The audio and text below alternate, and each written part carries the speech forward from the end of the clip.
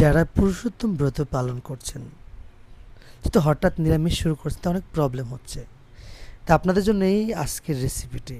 এখানে special বেচয়া, chilli পনির এবং কাঁচা কাঁঠালের সবজি হবে। ৩টি সবজি হবে, একই সাথে মশলা রেডি করা হবে, কালার ফ্লেভার সব চেঞ্জ হবে। এখানে মশলা ইউজ করছে জিরার পাউডার, ধনিয়ার পাউডার, আদা পেস্ট এবং কাঁচা লঙ্কার পেস্ট, একটু হালকা দিয়েছি এলাচ পেস্ট কাঁচা, আর জল আমরা এগুলো মিক্স করে নিচ্ছি। হলুদ দেওয়া হয়নি এখন। সোমবার, এলাচ, দারচিনি, তেজপাতা, শুকনা লঙ্কা। আমরা এখন যে মশলাগুলো রেডি করেছিলাম সেগুলো ঢেলে দিচ্ছি। এখানে একটু হালকা কাশ্মীরি লঙ্কা পাউডার দিয়েছি, এটা কালার সুন্দর হওয়ার জন্য।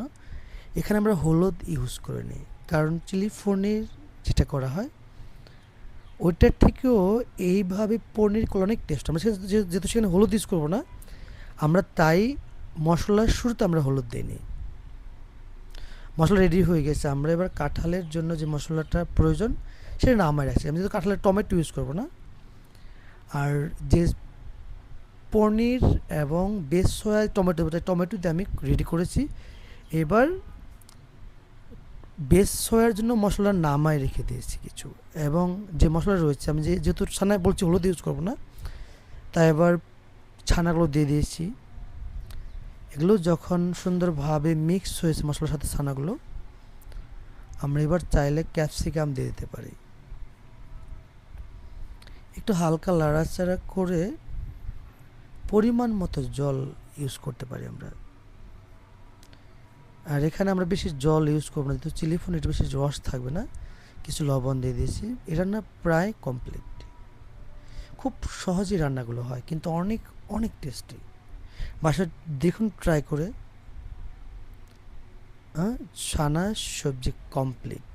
আমরা ইচ্ছা করলে এখন নামায় রেখে দিতে পারি।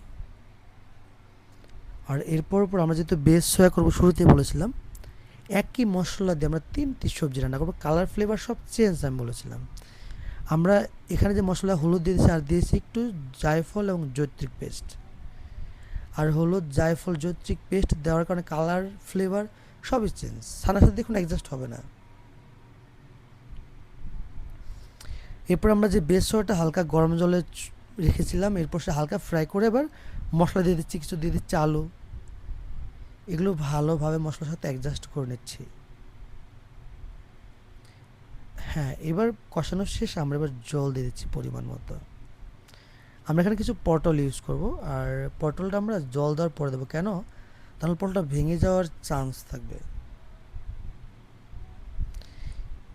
হ্যাঁ, আমরা এখন ইচ্ছা করলে পটলগুলো দিয়ে দিতে পারি, কিন্তু পটলগুলো দিয়ে দিলাম। এবার সুন্দরভাবে মিক্স করে নিন।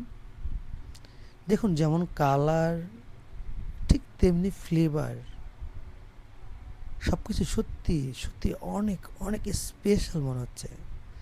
আমরা এখন লবণ দিয়েছি, আর দেখুন কালার ফ্লেভার অনেক অনেক সুন্দর, সত্যি স্পেশাল। বেচুয়া রান্নাটা অনেক অনেক সহজ এবং অনেক টেস্টি। আমরা এখানে কাঁচা কাঁঠালের জন্য যে মশলাগুলো রেখেছিলাম, মশলা প্লাস একটু হলুদ দিয়ে দিয়েছি। আমরা কাঁঠালগুলো ফ্রাই করেছিলাম আগে, কাঁঠাল দিয়েছি এবং কিছু আলু ফ্রাই দিয়ে দিচ্ছি। কাঁঠাল অনেক বাড়তি হলেও আপনার ভালোভাবে কেটে শুধু কুশ এবং ব্যাক সাইডের কিছু অংশ নিলেই সেটা হয়। মাঝখানে যে বোস্টাগুলো থাকে সেগুলো ফেলে দিতে হবে। কষানো শেষ। এবার পরিমাণ মতো জল দিয়ে দিচ্ছি। আর এই সবজিটা একটু হালকা, একটু গ্যাবি কম থাকবে, একটু মাখা মাখা টাইপের থাকবে। লবণ দিয়ে দিচ্ছি আমরা পরিমাণ মতো। আর কাঁঠালে কখনো টমেটো ইউজ করা যাবে না। টমেটো ইউজ করলে সেটার টেস্টই অনেকটা ডাউন হয়ে যায়। কাঁঠাল কখনো সিদ্ধ করে রান্না করা যাবে না। আর যেহেতু স্পাইসি আইটেম এগুলা, আপনারা চেষ্টা করবেন এই আইটেমগুলো সপ্তাহে সর্বোচ্চ 2-1 দিন, বেশি না। এগুলো যত সম্ভব কম খাওয়াটা ভালো। যে অয়েলি আইটেম, এগুলো খেলে গ্যাস্ট্রিকের প্রবলেম হতে পারে। হারিয়ে বল।